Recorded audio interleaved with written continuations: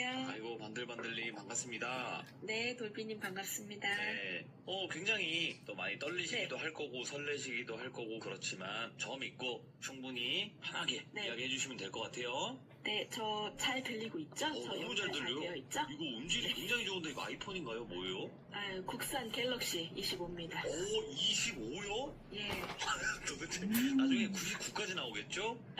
네. 어디까지 숫자가 늘어나는지 궁금하긴 합니다. 네. 샘성 화이팅. 삼성 주식 가지고 계신가요? 그거는 없습니다. 그래요? 알겠습니다. 네. 자, 그러면 일단은 반들반들님, 제가 처음에 말씀을 드렸지만 세상엔 여러 가지 사람이 있지만 정말 네. 이런 사람이 있고 섬뜩한 사람이 있구나, 이거를 또 기억하면서 이런 일을 꼭 진짜 얘기를 해야 이러지 되겠다라고 마. 생각을 하셔서 참여 신청을 하신 것 같아요. 네네. 저도 이 얘기를 누구한테도 한 적이 없어요. 예. 근데 이제 최근 10참자분 이야기를 하나 들으면서 나도 한번 해보고 싶다, 해야겠다라는 생각이 처음으로 들어서 이제 참여하게 됐습니다. 알겠습니다. 그러면 도대체 어떤 사람이었는지 한번 들어보도록 하겠습니다. 렛츠가! 기리십니다. 반들반들이에요.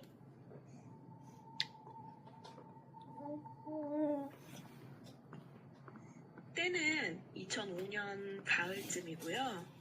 제가 당시 가산동의 의류 매장에서 학비를 벌기 위해서 근무를 하고 있었어요. 예. 근데 2000년대인데 학비를 벌기 위해서 고학까지 해야 돼? 이렇게 생각하시는 분이 있으실 것도 같은데, 제가 딱 고교 입시 때 좀 투병 생활을 했어요. 조금 길게. 근데 그때 당시에 이제 제가 썼던 약이 수입 신약이었기 때문에 저희 집이 막 이사를 해서 집을 줄여야 했을 정도로 병원비가 많이 들었어요. 그래서 제가 졸업도 남들보다 1년 늦고, 그러다 보니까 제가 1년만 바짝 일해서 직접 학비를 벌어서 대학을 가겠다는 생각을 하고 졸업 후에 바로 이제 일자리를 구한 거예요. 진짜 근데 설레. 생각보다 일이 너무 잘 맞고, 그 어린 나이에 딱 사회생활을 시작하면 친구들 또래에 비해서 이제 봉급도 세고, 네. 집에 생활비도 드리고, 또 회식 같은 거 하면서 술 한잔하고 이런 게 이제 너무 좋더라고요. 인전 욕구도 막 충족되고. 근데 거기서 이제 즐겁게 그렇게 일을 하고 있었어요. 매장에서 제가 포지션이 완전 막내였는데요. 매니저님, 사수 언니, 오빠 이렇게 계셨는데 저를 정말 잘 챙겨주셨어요. 그러다 제 밑으로 부사수라고 직원을 뽑았는데 2살이 오빠였던 걸로 기억하고, 되게 좀 말수가 없으시면서 듬직한, 거기다가 이제 저를 꼬박꼬박 존댓말을 쓰면서 어린데도 사수 대접을 깍듯이 해주셨어요, 그 오빠가. 그럼 이제 그 오빠를, 저는 반들이니까 그 오빠는 번들이로 할게요. 부사수 오빠가 입사하시고 얼마 뒤에 그날도 하지마. 늦게까지 물량 정리랑 재고 조사 마치고 매장 식구들이랑 회식을 하게 됐는데, 그때 당시는 가산동이랑 가까운 광명시의 철산 상업지구라는 동네가 맛집 술집도 많고 늦게까지 식사랑 회식을 함께 할 수 있는 그런 곳이었어요, 번화가. 네. 그래서 그곳에 그때 당시 유명한 산 이름의 화로 고깃집이 있었어요. 거기가 저희가 잘 가는 회식 장소였고, 항상 사람들이 좀 많은, 손님 많은 집, 예. 1층을 거의 그 집만 쓰고 있는 집. 근데 이제 그곳은 화장실이 매장에 있지가 않고 돌아 나가서 그 고깃집에 있는 상가 내에 있는 거예요. 근데 그 상가가 오래는 됐으되 크기가 이제 웬만한 아파트에 붙어있는 상가 건물 정도 되는 작지 않은 상가였는데, 1층은 화장실에 인적이 좀 드물었어요. 뭐해? 고깃집이 한 층이 거의 쓰다시피 하고, 대부분 분들이 이제 2층에 술집에 있는 그 층의 화장실을 사용하시고, 1층 상가 입구에서는 그냥 담배 태우시면서 대화하다 들어오시고 이런 식이라서 인적이 드물었는데, 제가 그날은 그 여성분들 한 달에 한 번 오는 그 마법 기간이었어요. 매직 걸려서 데이. 네네, 매직데이라서 화로에 이제 고기를 올려서, 제가 막내니까 어느 정도 이렇게 딱 구워놓고, 저 음주 전에 미리 화장실 좀 다녀오겠습니다 네. 말씀드리고 재정비를 하기 위해서 위생용품 파우치 딱 들고 화장실로 갔어요. 근데 저희가 회식하던 그 고깃집 엄청 왁자지 거라고, 거기 이제 근방에서 손님이 진짜 많은 집이었는데, 거기랑 너무 다르게 화장실에는 저가 딱 들어갈 때 저를 스쳐서 딱 여성분 한 분 나가시고 없는 거예요, 사람이. 화장실도 작지가 않았어요. 칸이 한 6칸 정도 됐으니까 작은 칸이 아니었거든요.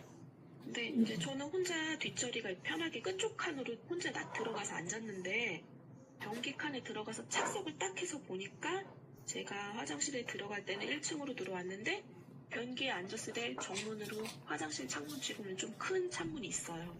근데 바깥은 지대가 높은 거예요. 쉽게 얘기해서 화장실이 저가 들어올 땐 1층이지만 들어와서 밖에서 봤을 때는 반지하 정도 되는 지대가 낮은 거예요. 예. 그래서 바깥에 길이 이렇게 바닥에 올라와 있고 에어컨 실외기 같은 게 막 놔져 있고 공터예요. 좁은 공터.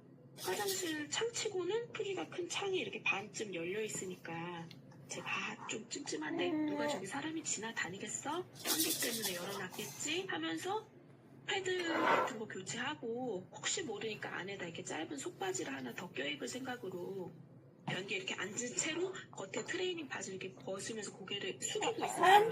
근데 갑자기 어디서 뭐 이런 소리가 나는 거야. 그냥 처음에는 뭔 소리야? 그러고 그냥 제 할 일 하고 있는데 갑자기 또 막 이래요.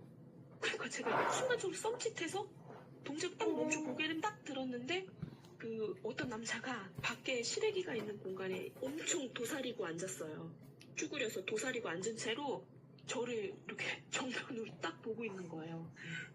제가 앉아있는 변기칸을 보려고 고개를 막 옆으로 이렇게 꺾고 숙이고서 창문에다 아주 들어올 기세예요. 아주 바짝 붙어있는 거예요. 근데 이게 대부분의 남자분들은 공중 화장실에서 문만 잘못 열어서 여성분이 앉아있는 거 봐도 아유 죄송합니다 막 이러면서 막 고개 돌리고 사과를 하잖아요. 근데 하물며 저는 더 적나라하고 좀 수치스러운 어떻게 보면 그런 상황인데 그 사람은 와 소름 끼친다. 그 사람은 그게 아니에요. 그냥 똑바로 저를 보면서 눈도 웃고 입도 저를 보면서 아주 흐뭇하게 웃는데 눈이 엄청 아주 검고 막 번들번들거려요. 근데 사람을 딱 보면 안광이라는 게 있잖아요. 총기. 그런 게 없고 그냥 까매요.